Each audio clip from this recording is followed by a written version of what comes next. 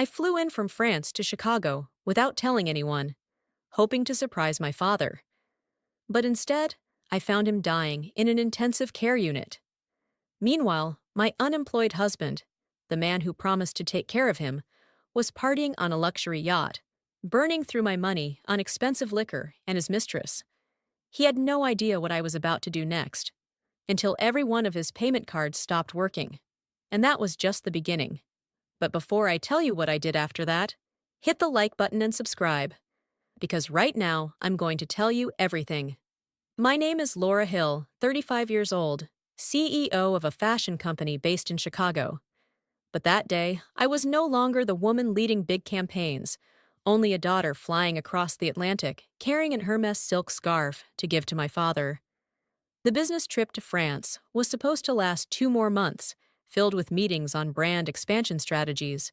But after the call 2 weeks ago, when my father, Mr. Grayson, said he was tired from a mild chronic illness, I felt something wasn't right. On the plane, I sat next to an older woman who said she was flying back to bid farewell to her father on his final journey, and her words struck my chest like a blow. I turned to look at the gift box on my lap, the silk scarf for my father, a Paris-themed memory card game for my 5-year-old son, and a bottle of Hermes perfume for Nicholas, my husband, 5 years younger, whom I hoped would feel the reconnection between us after months apart because of work. I had sent him a photo of the gift with the words, "See you soon, I miss you," but there was no reply. I told myself he was probably busy.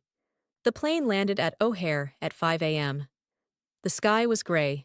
The cold wind slipped under my coat as I stepped out of the terminal. I called Nicholas, but the phone rang and then cut off. From the airport, I took an Uber straight to my father's house in the northern suburbs of Chicago. That was where my father had lived for the past 15 years, a small 2-story wooden house with a lavender garden in the back. I remembered the last time I saw him was 6 months ago, when he was still healthy, baking almond cakes for his grandson, and winking as he told me, "Don't forget to call home." I hadn't called enough. When the car arrived, I got out and froze. The house was completely dark. The mailbox was stuffed with papers. A few rain-soaked flyers clung to the windows. I pressed the doorbell, no answer. I called my father, no answer.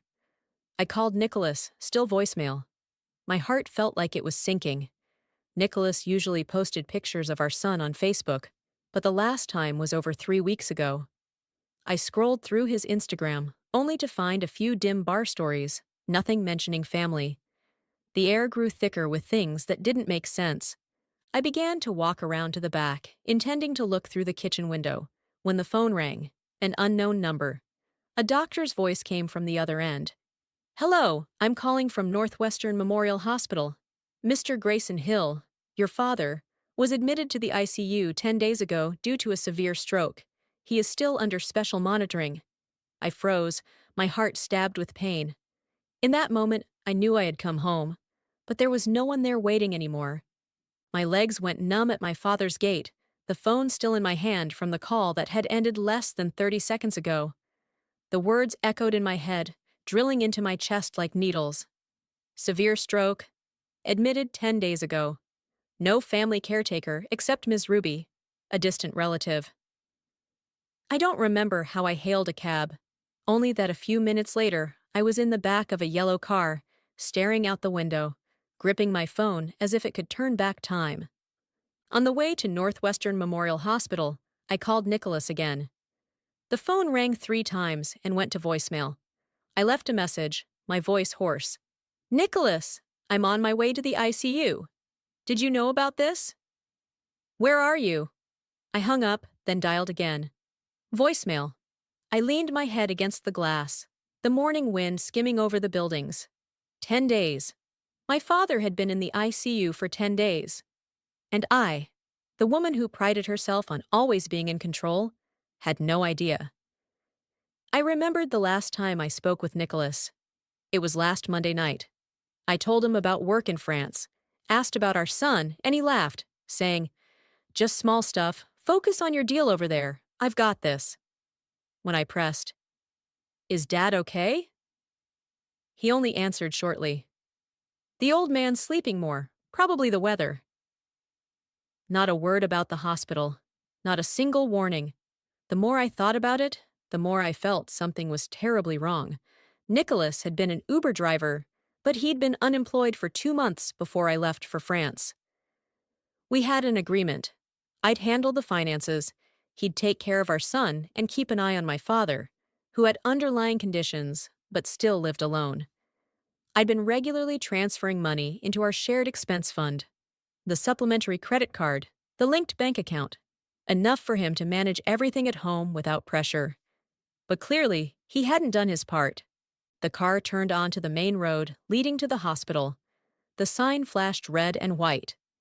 I got out, hurried through the revolving doors, leaving behind the echo of my heels striking the tile. The receptionist asked for the patient's name, then directed me to the 7th floor. Intensive care. I pressed the elevator button, my hands trembling, unsure what awaited me beyond that door.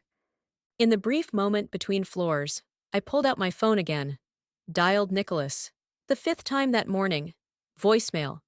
I said only one sentence. If you knew about this and stayed silent, then nothing between us will ever be the same. The elevator chimed softly. I stepped out, seeing a long white hallway, the smell of antiseptic cold as if it seeped into my skin. Every step felt like stepping on tiny shards inside my heart. I didn't yet know what I was about to face, but I knew I was no longer the woman who believed in quick reassurances, not from someone who had promised to keep the family safe while I was away. The ICU door opened with a faint, cold sound. Room 703 lay at the end of the hallway, between 2 rows of white rooms with the steady hum of machines and the dim glow of fluorescent lights. I walked step by step, as if entering a foreign land, where everything familiar was suffocated by antiseptic and stifling air. When the nurse led me to the hospital bed, I had imagined it dozens of times, but no image could prepare me for what I saw. My father, Mr. Grayson, who had once been tall, his voice deep and solid like oak, now lay silent among a tangle of wires, a breathing tube in his nose, the heart monitor blinking with slow beats. His eyes half closed, his face visibly thinner, his hair almost entirely gray. A small bruise marked his right cheek, probably from falling during the stroke, and his left hand was wrapped in medical gauze with an IV line. I stood frozen at the foot of the bed, couldn't breathe, couldn't step closer, couldn't even cry. A heaviness like stone pressed on my chest, and I felt that if I shed even one tear, I wouldn't be able to stand. I looked at him for a long time, as if trying to find the father who had taught me to ride a bike, who had stayed up late baking my birthday cake in 8th grade, who had held me when I failed my first college entrance exam.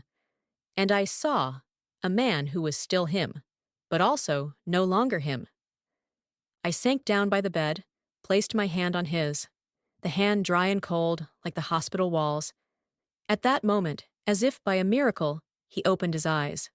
Slowly, tired, but clearly. Those ash-gray eyes looked at me, not surprised, not startled, but as if he had been waiting for me for a very long time. His lips moved. "Laura, you came." I couldn't say anything, only nodded and held his hand tight. He looked at me, his brow furrowed slightly, his voice trembling like breath. "I'm sorry. I didn't want you to worry. You had work in France." I shook my head. Still no tears, only a concrete block lodged in my throat. I whispered, "I'm back. And I'm here. Left work, left everything, just to be with you." He smiled faintly, a tilted smile, weak but enough to make my heart ache. In that moment, I felt something crystal clear. I had come too late. I had left him lying here alone too long, and I would never let that happen again. I pulled a chair closer, sat beside him, still holding his hand. Outside, light rain began, the sound of drops tapping on the dusty windowpane. In that stark white room, for the first time in my life, I saw my father so small, and I was no longer the busy, hurried daughter. I was the one left, the one who had to protect him. I sat beside my father's hospital bed for nearly an hour without feeling tired.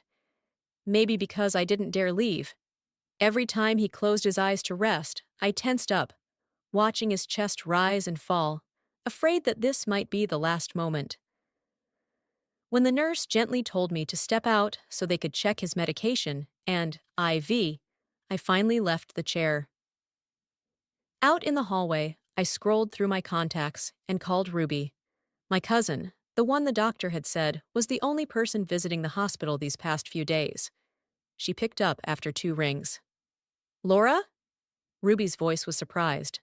I hadn't even asked anything yet when she continued, as if she'd been waiting for this call all along.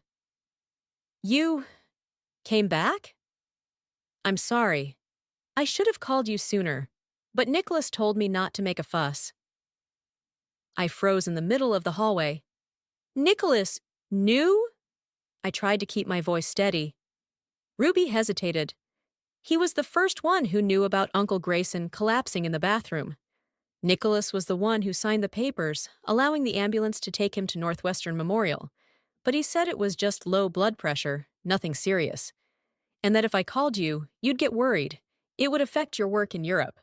I gripped the phone tighter, stepping toward the far end of the hallway to avoid other patients. Ruby went on. I felt uneasy, so I went to the hospital myself these past days. The doctor said it was a stroke. A real stroke, not a cold or weather fatigue like Nicholas said. My throat felt dry and raw. I leaned back against the wall, feeling every ounce of trust I'd had in Nicholas begin to crack. I asked again, almost in a whisper, "And my son?" Was Nicholas taking care of him? Ruby was silent. So silent I thought the call had dropped. Then she sighed. Laura, last week the boy had a severe allergic reaction. Had to be taken to urgent care. I stiffened. Allergic to what? Cats, Ruby answered softly. Nicholas hired a 19-year-old girl to watch the kid when he was busy. I don't know doing what, but that girl keeps 2 cats in her room. Nicholas hired her from a Facebook group called Cheap Babysitting, Chicago area. No background check, just because she charged less than the others. I couldn't listen anymore. My whole body began to tremble, not from anger, but from shock. Hours ago, I thought Nicholas was only careless. But now I saw clearly. He had handed my son to someone unqualified, and when the boy broke out in hives, struggled to breathe, was hospitalized. He hadn't even bothered to tell me. And worse, he had hidden from me the fact that my father had nearly died for 10 whole days. Your son is okay now, Ruby added, as if to save my sanity. I went to pick him up from that girl's place. Took him to the doctor. The prescription is still in his backpack. But Nicholas, well, he called it a small incident, then told me not to tell you. I closed my eyes, pressing my head against the cold wall of the hospital, still gripping the phone. In my mind, everything started to spin. Nicholas's harmless smile, his promise, I'll take care of everything at home, his messages telling me, focus on work. All of it just a mask. A mask held up by the money I'd been pouring into the joint account each month, by the trust I had so naively guarded. And now I knew. It wasn't just my father lying in the ICU. My trust was too. I sat in the waiting room outside the ICU for nearly an hour after the call with Ruby. I couldn't go back into my father's room right away, not because I didn't want to, but because I knew if he saw me in this state, fists clenched, eyes like stone, he'd know immediately that everything had crossed a line. I took out my phone, for the first time that day, not to call anyone. I opened Nicholas's Instagram. The main account, the one everyone knew, looked the same. Family profile picture, old summer photos, occasional shots of our son drawing, or bland captions about a devoted father. The last post was 3 weeks ago. I scrolled down, nothing new, nothing strange from the outside. But then I remembered. Once I had accidentally seen him posting a story from another account, A secondary one, using a short name, no clear profile picture. I had asked lightly at the time, "What's this account?" He laughed. "Just an account to follow old friends, so coworkers don't snoop." I had believed him, but now my hands trembled as I typed that name into the search bar. At Nick.199x. A name too ordinary. But what appeared on the screen was anything but ordinary. The latest story had been posted less than 2 hours ago. I tapped it, and the image that appeared made my chest tighten as if all the air had been sucked out. Nicholas, on a white luxury yacht on Lake Michigan. Cocktail in hand, white shirt unbuttoned at the collar, hair slicked back. Sitting next to him, leaning against his shoulder, was a young woman. Very young. Platinum blonde hair, bright red lipstick, wearing a tight spaghetti-strap dress, phone in hand, filming herself with the caption, "Sunset Party Vibes." In the corner of the story, Nicholas raised his glass, smiling. His eyes not at all tired, like the voice message he'd sent me the other day. "I'm exhausted today. The kid's been so fussy." I tapped the second story. Tiffany. I recognized the name from a comment she'd left on his story last month when I was in Paris. She sat inside the yacht's cabin, posting a boomerang of a Louis Vuitton box with the caption, "He knows how to treat me." No guessing, no conclusions needed. I knew everything. Nicholas, the man who promised to take care of my father, my son, to keep our home steady while I was gone, was actually partying with an 18-year-old girl on a yacht while my father lay in the ICU, and my son nearly had an allergic shock after being left with a reckless babysitter. I didn't scream, didn't smash the phone. I just sat there, staring at the glowing screen as the story looped. Tiffany's close-up face, the sunset behind her, Nicholas clinking glasses, smiling faintly. In my head, one sentence echoed, "He's spending my money to buy gifts for the one smiling in front of him." And the terrifying thing wasn't Nicholas's betrayal. It was that I had handed him full control, because I thought I was the one holding the family together. I opened the banking app, the joint account I'd been transferring $9,500 into each month. A cold metallic thought cut through my mind. He thinks he's living off my generosity. But in reality, he's living off my blindness. And now I'm blind no longer. I sat motionless for a long time in the hospital waiting room corner, not blinking, not speaking. My mind no longer confused, no longer asking, "Why did you do this?" All the questions had their answers, and the only thing missing now was proof I could print out, store, undeniable. I opened the banking app, the joint account in my name, set up 8 months ago when I started planning long-term business trips to France after my promotion. Nicholas had just quit his job then and said he'd stay home full-time to care for our son and watch over my father. It sounded fair. I handled the finances, he took the home front. And to make it run smoothly, I deposited $9,500 a month, enough to cover everything. But now, looking at the statements, I realized I wasn't his partner. I was the official sponsor of a systematic betrayal. I tapped transaction history.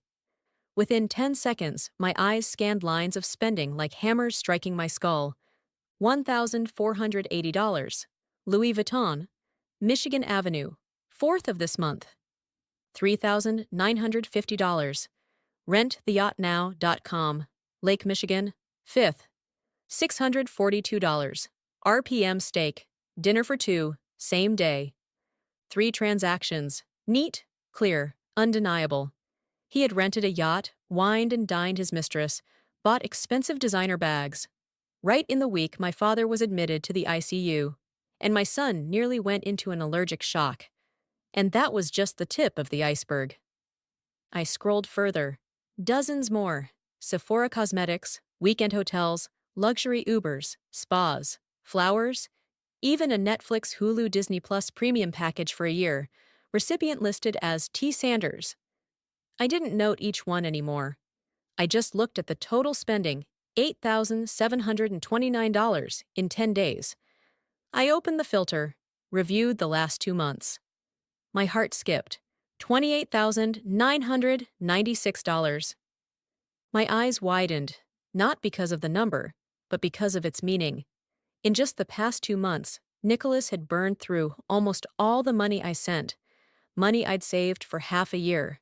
Not for the boy, not for my father's medicine, but for the playthings of a man living off someone else, chasing the ambitions of the rich without working. I didn't cry. There was nothing left to cry about. I just saved the statements, page by page, line by line, and created a folder named Divorce Documents, Urgent. I closed the phone, stood up, and walked out into the hospital hallway. But this time, I didn't turn back to the ICU. I walked straight outside, looking for a quiet place, to do what I should have done long ago. I stepped into the small cafe across from the hospital, the place that used to be a regular spot for my father and me during his checkup days. The window side seat was still the same, but everything inside me had changed. I set my laptop on the table, connected to the internet, opened the banking app on a full screen instead of my phone. This time, I wasn't just checking, I was ready to act. I took a deep breath, clicked on Call Customer Support, and selected Fraud or Misuse, Joint Account. The ringing lasted 3 tones before a gentle female voice answered, "Thank you for calling North Rock Bank. This is Claire. How may I assist you today?" I spoke slowly, clearly, each word deliberate. "Hi, Claire. My name is Laura Hill. I'm the primary holder of a joint account, and I'd like to immediately revoke all access from the secondary party." She verified my identity, asked for 2-factor authentication, security questions, and then transferred me to the emergency processing team. Less than 5 minutes later, I heard the sentence I had been waiting 8 months to hear.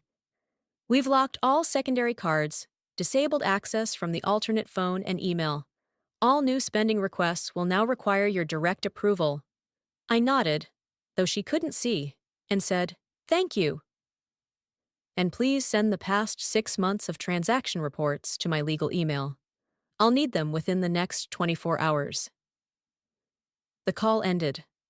I closed the laptop.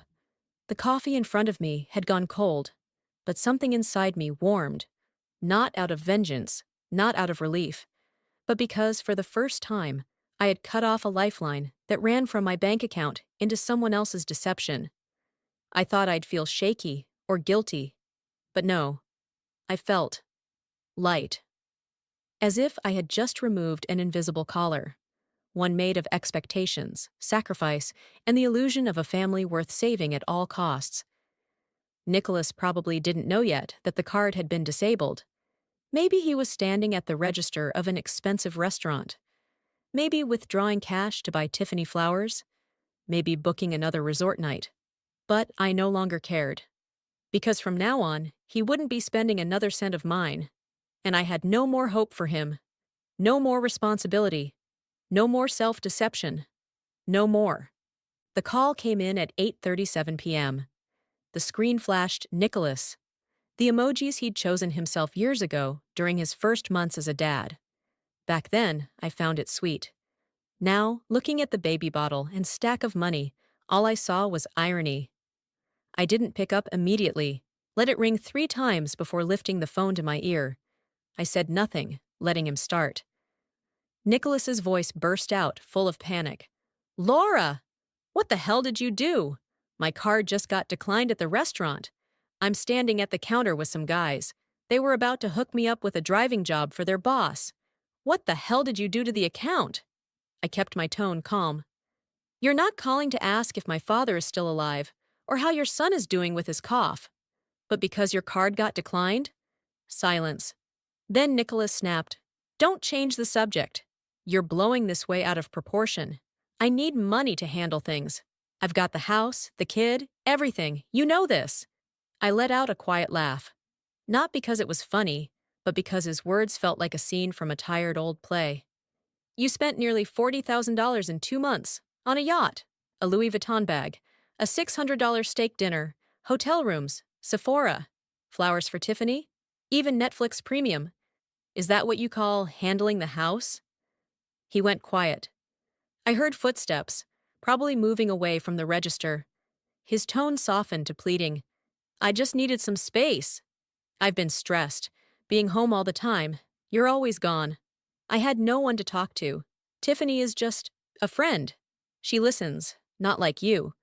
You're always in control, I breathed gently but held firm. I was away, working, for this family. And you? You left our child with a discount babysitter, left my father in the ICU, or maybe went off to share your feelings on a yacht with an 18-year-old girl? I paused, then said slowly and clearly, I didn't cut your card. I cut the only IV line you've been living off. And I'm not plugging it back in. Nicholas nearly screamed, You want a divorce? You're trying to take the kid too, aren't you? Fine, I'll fight for custody. You always think you're better. You just want to crush me. I closed my eyes, but his words no longer terrified me like they used to. You're welcome to try. But you should know, courts don't award custody to men who use joint funds to buy perfume for their mistress, book hotel rooms, and leave their child hospitalized over a cat allergy. I heard a door slam, footsteps, and then a woman's voice beside him. Are you okay? Then, Nicholas's voice, hushed and bitter. Shut up. I didn't say anything more. Just one final line. You may lose control, but I won't. And I won't let you hurt anyone else. Not my son, not my father, not me. Then I hung up. No waiting, no hesitation. The screen faded to black. And in that silence, I no longer wished for apologies. No longer hoped someone would change. I didn't win. I just took back what was mine all along. The right to say, enough. The ICU had been downgraded to an SDU room. My father, Mr. Grayson, was more alert now, though his voice was still raspy and slow. I sat beside the hospital bed, the cold steel chair beneath me, my thoughts tangled. Though outwardly, I tried to appear calm. He looked at me. His eyes no longer bore the jaundiced yellow of a few days ago, but a dull gray of someone who had carried too many things alone. Laura, he murmured, his wrinkled hand brushing mine. My daughter, there's something I think you should know. I nodded, and he began. About 3 months after you left for France, Nicholas called me. His voice was shaking. Said the boy had a fever and I needed advanced cardiac testing. Insurance hadn't cleared. He asked if I could help with $3,000 for tests, meds. Promised he'd repay once you sent the living expenses I froze. I'd never heard about this, because I had been sending $9,500 every single month, without fail. I gave it to him. Didn't want you to worry. But 2 weeks later, Aunt Brenda called. Said she saw a photo of Nicholas on a yacht, grinning, champagne in hand, with a blonde girl. Not you. Obviously, I went still. The image matched what I'd seen just days ago. So he hadn't just lied to me. He'd gone behind my back, preying on the oldest member of the family. I didn't tell you, because I didn't want to distract you. I figured, maybe it was just a lapse.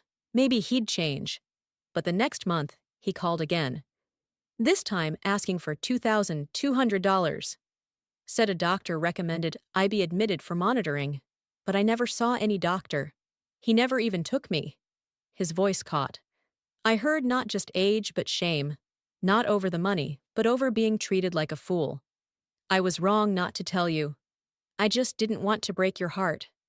But maybe that silence let him deceive you for longer. I didn't cry, but something swelled in my throat, a salty tide that wouldn't break, wouldn't pass. Dad, I wish you'd told me sooner, I whispered. I wish that too, he said. We sat there, under the soft amber glow, with the rhythmic beep of the monitor filling the room. We said nothing more, but I knew, in that silence, it wasn't avoidance anymore. It was understanding. My father's old apartment had now become the only place that felt even remotely peaceful. The sun had just gone down, and soft golden light filtered through the window, casting a glow on the faded photos on the wall. One of me, at my MBA graduation, holding my diploma with teary eyes because Dad had secretly stood behind the camera. One of Aiden when he was tiny, grinning in his grandfather's arms. My son, Aiden, sat curled up on the sofa, a cotton blanket draped across his lap. Today, he was unusually quiet, didn't ask for the TV, didn't mention his toys left behind. He only looked at me with those brown eyes, deeper than any 6-year-old's should be. I sat down beside him, took a breath. Aiden, do you remember how Mommy promised yesterday that you'd never have to wait for dinner alone again? He nodded. I'm sorry I didn't come home sooner. And for trusting the wrong person, someone who should have protected you and Grandpa. He didn't respond, just lowered his head, fidgeting with the edge of the blanket. I gently placed my hand over his. From now on, things will be a little different. We'll stay with Grandpa for a while. I'll be the one picking you up each afternoon. I'll cook, read stories, and listen to you talk about Alex, even if he talks for 10 whole minutes. That's okay. A small laugh escaped him. So, where will Dad be? Aiden asked, his voice so soft it could have been mistaken for the wind. I paused. Dad will be somewhere learning how to be a grown-up again. And we'll be somewhere people really know how to love. He nodded, then asked unexpectedly, Mommy, if someone keeps lying, does that mean they can't ever be a good person? I went quiet for a few seconds. It wasn't a simple question, but my son deserved an honest answer. Some people don't know how to love the right way.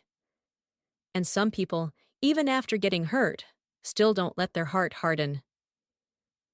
Aiden leaned against my shoulder. The room fell silent. I held him gently.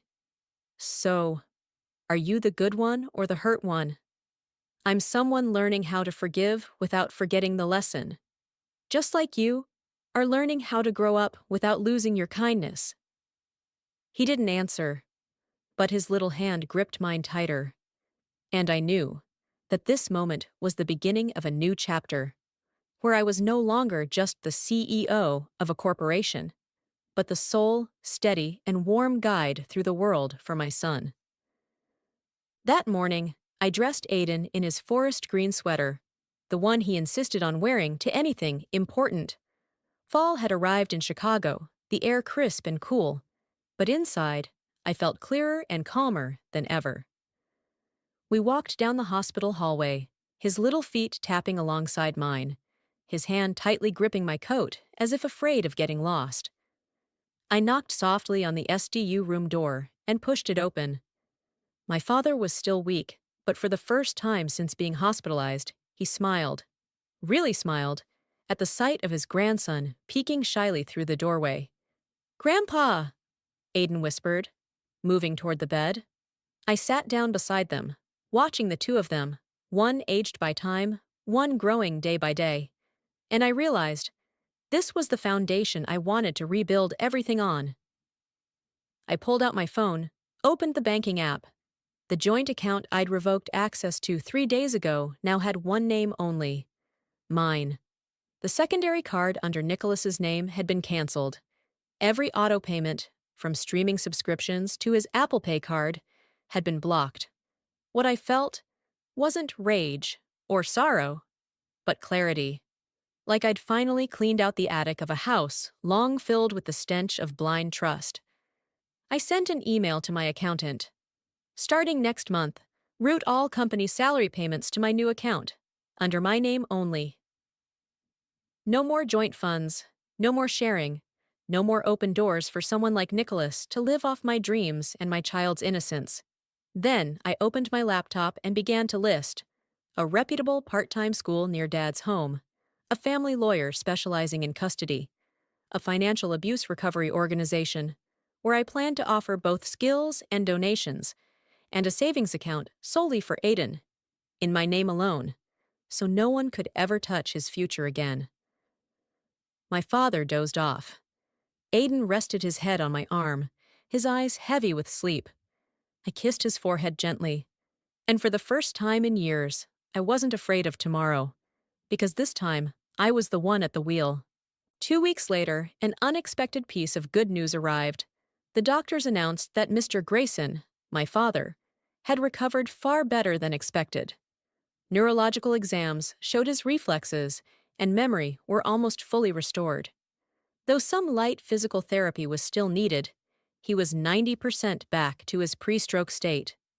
And when he walked out of the hospital, tall and slender, slightly hunched from age, but with sharp eyes, I knew that, for the first time in a long time, my family was whole again. At least the part that truly mattered. His old apartment had now become home. Not the kind of home with a property deed or a market valuation, but the kind where you hear a child laughing in the kitchen, smell burnt toast because a 5-year-old insists on making breakfast himself, and hear an old man grumble about flour on his shirt, only to sneak off later and hand wash the towel because his grandson's flour smells better. Aiden learned how to fold laundry, how to choose the crispiest carrots at the grocery store, how to offer Grandpa the tender part of the chicken, not because anyone told him to, but because Grandpa Grayson's back hurts, so he shouldn't chew too long. The boy seemed to grow a year older in just 2 weeks, and I, for the first time in months, no longer jolted awake at night from phantom phone calls in my dreams. I thought our new life had finally settled. But on a Tuesday morning, as I was reviewing emails before the executive meeting, one message landed in my priority inbox from Hathaway and Goldstein Law Firm. The subject line was simple: Notice of Preliminary Legal Filing. Respondent, Ms. Laura Hill. I opened it. My breath caught.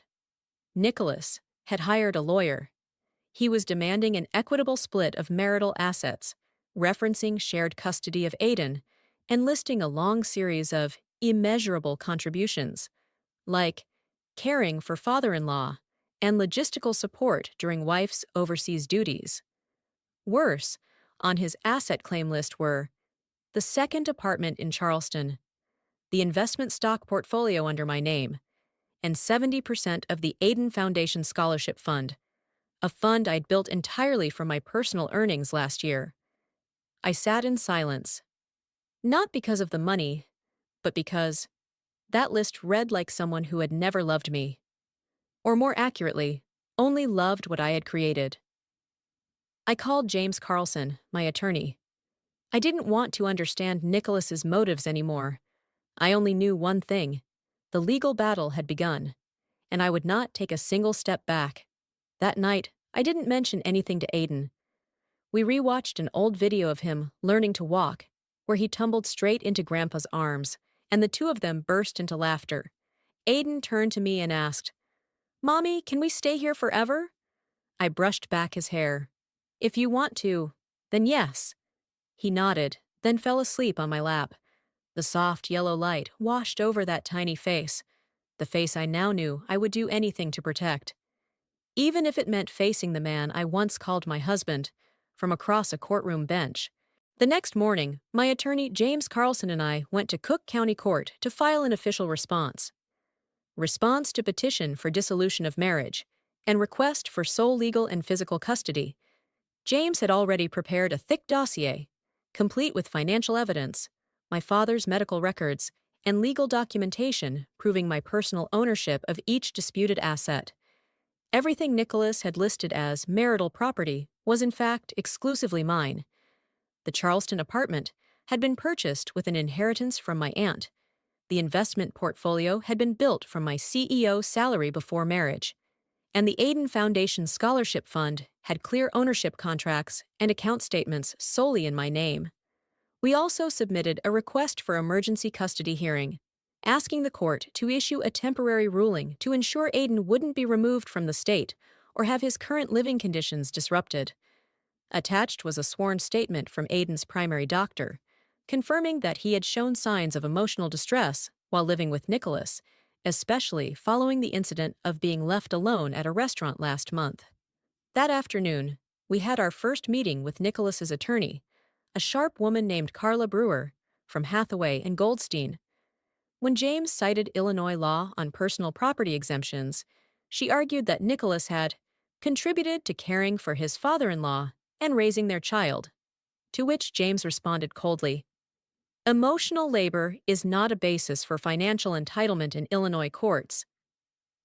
I didn't speak. I just listened, word by word. For the first time, I saw clearly. Nicholas was no longer the man I once shared a life with. He was now a plaintiff calculating assets like items on a balance sheet. At the end of the session, Carla offered a settlement that if I agreed to give up 40% of the stock portfolio and 25% of the scholarship fund, Nicholas would drop his custody claim. James looked at me. I shook my head without a second thought. That night, I sat down to write my personal affidavit, a simple but necessary document in the legal process. In it, I didn't just list assets or job titles. I wrote about nights spent cradling my feverish child, about moments when my father lay motionless after his stroke, and about the years of silence I had mistaken for love. I knew the hardest part was still ahead, but in our small apartment, with the warm yellow light from the kitchen, with the sound of Mr. Grayson coughing softly in the other room, and Aiden folding paper airplanes in the living room, I understood. I was no longer alone, and this time I wasn't fighting just for myself, but for the right to live with dignity, for all 3 generations of my family. Courtroom 304, Cook County Family Court. A sterile white space, fluorescent lights casting a pale glow over rows of evenly spaced wooden benches. I sat beside my attorney, James Carlson, my hands clasped tightly, ice cold. On the table in front of me lay a thick file embossed with the title, Preliminary Custody and Property Hearing. Hill vs. Hill. Across the room, Nicholas sat with Carla Brewer, his attorney. He wore a gray suit, a navy tie, his expression tense. When our eyes met for the first time in nearly a month, he didn't nod, didn't smile. He glared, as if I were the one who had betrayed him. Judge Honder Margaret Langford, a woman in her 60s, stern but with sharp eyes, entered. The room stood. She gave a slight nod, then began the hearing in a clear voice. This is a preliminary hearing to assess temporary custody and financial standing. Between Miss Laura Hill and Mr. Nicholas Hill, the session began with arguments over temporary custody. Carla Brewer spoke first, asserting that Nicholas played a vital role in household responsibilities, had assisted in caring for Mr. Grayson, and had helped take Aiden to school while providing logistical support during his wife's business trips. James Carlson needed only 15 seconds to dismantle that claim. He submitted my travel schedules, Uber and DoorDash receipts, hospital records with my signature as primary caregiver, and even presented a video clip from a bank security camera showing Nicholas pressuring me to sign over account access before being stopped by security staff. The room went silent. Your Honor, James said, we are not dealing with a father fighting for his son. We are dealing with a man who exploited his wife's name and resources while offering minimal support in return. Judge Langford frowned. She turned to me. Miss Hill, do you wish to say anything before I issue a temporary ruling? I stood up. My palms were soaked, but my voice did not shake. I don't want Aiden to grow up in a world where love is measured in stocks and bank accounts. I'm not stopping Nicholas from being a father, but I will not allow my son to become a bargaining chip in a fight over assets. The room remained still. I looked at Nicholas, his jaw clenched, his fingers digging into the armrest until his knuckles turned white. Carla Brewer underlined something on a page, eyes down. After nearly an hour of back and forth, Judge Langford banged the gavel. Temporary sole legal and physical custody shall remain with Ms. Laura Hill. Mr. Hill may request supervised visitation pending child welfare evaluation. The court will revisit asset division upon full financial disclosure in 30 days. The gavel struck like a declaration I didn't need to shout. I was no longer being overpowered. Outside the courtroom, James turned to me. That was the strongest I've ever seen you, Laura. I didn't say anything, but inside I knew. This was only the beginning. The full trial still lay ahead. There were mountains of paperwork, accusations, and old wounds waiting to be reopened. But for today, I had reclaimed the right to be a mother, to be respected, and to stand tall in the truth. One crisp autumn morning, as golden leaves scattered across the porch steps, I received an email from James Carlson's office. The subject line was so simple, it felt oddly cold. Case closed. Hill v. Hill. I opened it. No trumpets. No final showdown. Just a court-approved settlement document stating, I retained full legal and physical custody of Aiden. Nicholas was granted scheduled visitation rights under supervision of a family counselor. All personal assets in my name, including investment accounts, the second apartment in Charleston, and the Aiden Foundation Scholarship Fund, remained untouched. All claims to marital property were denied due to lack of demonstrable contribution.